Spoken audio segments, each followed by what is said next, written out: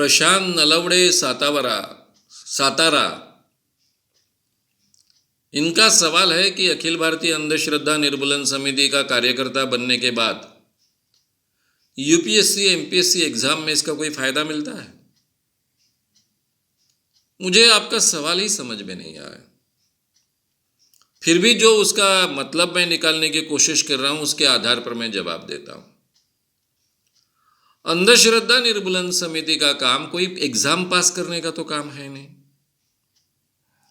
जब आप अंधश्रद्धा निर्मूलन समिति के काम में शरीक होते हो तो एक तरफ आप अपने आप को रैशनल बनाते जाते हो, तार्किक बुद्धि का ज़्यादा से ज़्यादा उपयोग करना सीखते हो, खुद के जीवन के हर सवाल को एक तार्किक बुद्धि के आधार पर आप जांचते हो, परखते हो, वैज्ञानिक दृष्टिकोण को स्वीकारते हो, उसके आधार पर जवाब ढूंढने की प्रक्रिया शुरू करते हो और यही बात लोगों में हो इसलिए प्रयास करते हो।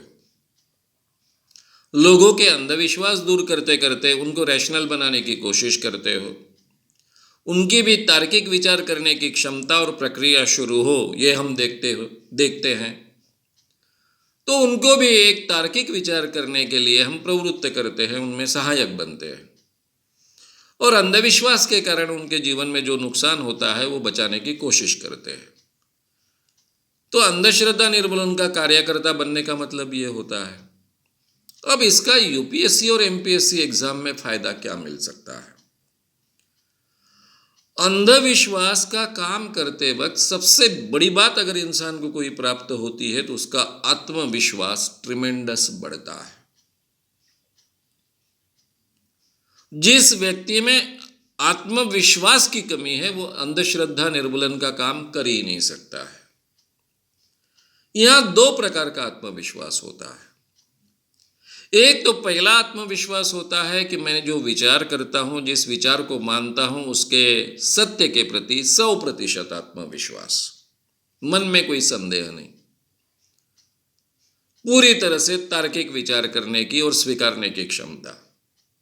इसमें से इंसान का आत्मविश्वास ट्रिमेंडस बढ़ जाता है। किसी प्रकार का अंधविश्वास उसमें बचता नहीं है। वो ये जानता है कि मैं कोई भी एग्जाम पार करूंगा, जीवन में जो कुछ करूंगा वो मेरे हाथ में है और समाज के हाथ में है, ना कि कोई दैवी शक्ति के हाथ में है, ना मेरे नसीब के हाथ में है। जो भी करना है मुझे करना है। समाज में उसमें अवसर है तो मुझे अवसर मिलेगा। हाँ, समाज का मैं हिस्सा हूं, समाज से कोई स्वतंत्र नहीं हूं, इसका भी भान उसमें से निर्माण होता है। ज्यादा लॉजिकल सोच निर्माण होती है। ये इस कारण एक प्रकार का आत्मविश्वास आता है।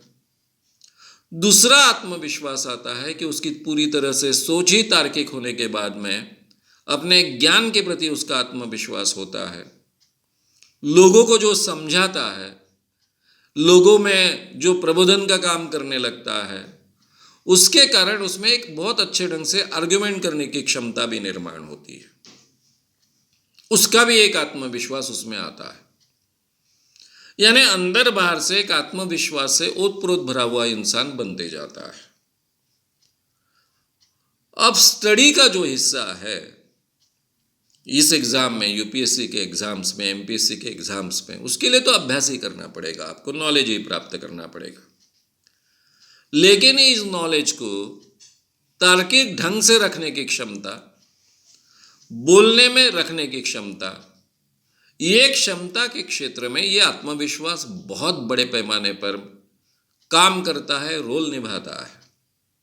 इस कारण आपको ये आत्मविश्वास के कारण और तार्किक विचार करने की क्षमता के कारण जो फायदे मिलने संभव है वो डेफिनेटली इस एग्जाम में फायदे मिलेंगे।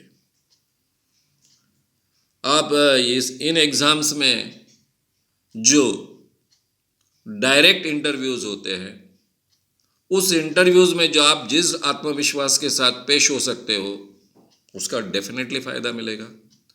हर सवाल का तार्किक जवाब देने की क्षमता, उसका डेफिनेटली आपको फायदा मिलेगा। ये फायदा आपके आत्मविश्वास का होगा, आपके व्यक्तित्व विकास के कारण हुआ होगा और वो अंधश्रद्धा के काम में इतना तो विकास होता ही है। तो इस ढंग से आपको इसका फायदा मिल सकता है। लेकिन आप अंधश्रद्धा निर्मूलन समिति का काम कर रहे हो इसलिए आपको ये एग्ज़ाम किसी और कारण के वश आसान हो जाएगी, ऐसा तो मैं कह नहीं सकता हूँ।